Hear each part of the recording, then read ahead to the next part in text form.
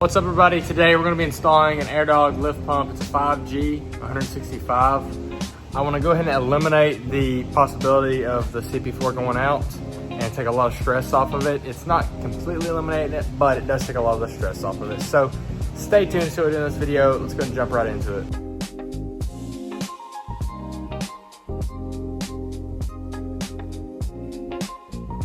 Hey everybody, got my plot holes drilled. Let's go ahead and drill the real deal now.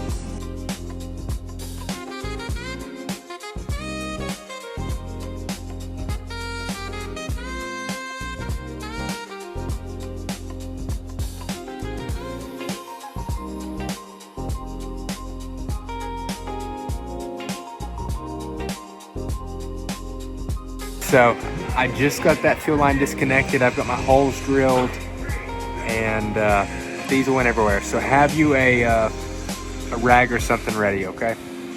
I'm in a pretty good spot. I removed part of my exhaust right here, perfect spot.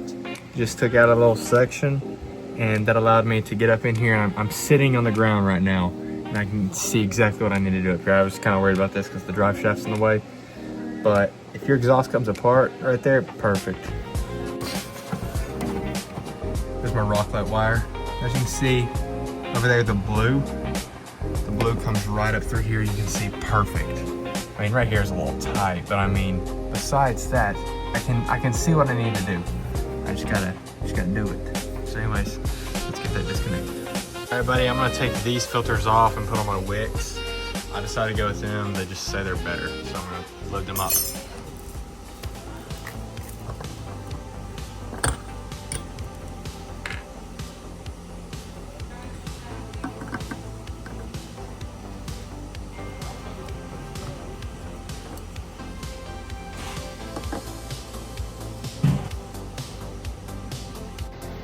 Okay, next you want to take, let me get over here, and I'm gonna go ahead and cut my return line because I'm gonna get everything ready to when I put the pump up there, I run all my wire, or all my line, because I don't want any dirt in any of this stuff.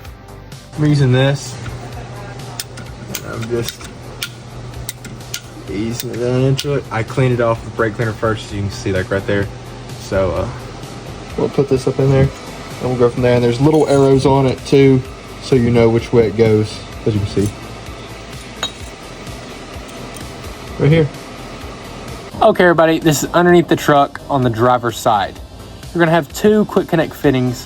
One of those is gonna go to the main fuel line of the truck. It's gonna what pushes fuel to the engine. One is gonna be the return line. It is what is gonna be putting fuel back in your fuel tank after it filters it.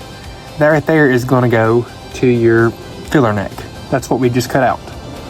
Over on the other side, it's just a single hose.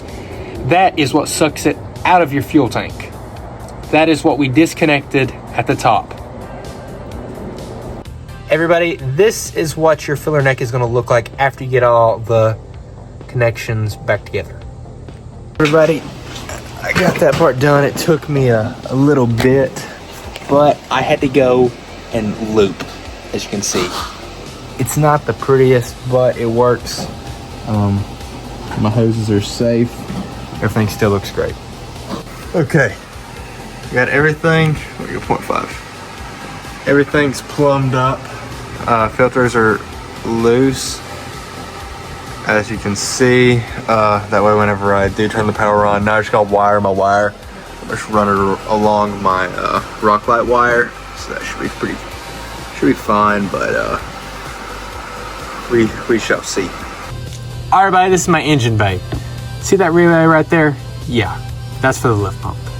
This wire right here goes down to the bottom of the truck, runs along the frame back to the lift pump. That right there runs to the battery, and the little red wire It is a fuse tab. I cut out a little notch in my fuse box, that way that wouldn't pinch any wire, and I put it on a miscellaneous ignition fuse. To prime your filters, all you need to do after you get everything wired, this is what you do last. I did not record this because I had diesel everywhere. It was rough, I'm not gonna lie to you. Hopefully you do not have that problem, but all you have to do is loosen up both of these. My water separator, it's this one with this little knob on it. I tightened it up initially, and that's what got the system kind of sucking. And then I kind of played with this one until I felt all the air was gone. After that, my system was primed. I did not have to worry about it. Setting this video, I figured out there was a lot of stuff that I missed, so let me go ahead and walk you through what I didn't tell you. And I'm sorry, but it got late and I just wasn't thinking. First and foremost, you need towels and plenty of brake cleaner, because diesel is a hard smell to get off you. And brake cleaner worked best for me because I got it everywhere. I mean, I was trying to drain the filters. I had the pressure turned up too high. It was a mess because I messed with my regulator and I shouldn't have. But anyways, that's on me. So if this video helped you in any way, shape, or form, go ahead and hit the like button and subscribe for more. Hopefully this wasn't too confusing and it helped get my point across. Thank you guys for watching. We'll see you guys on the next one. Peace.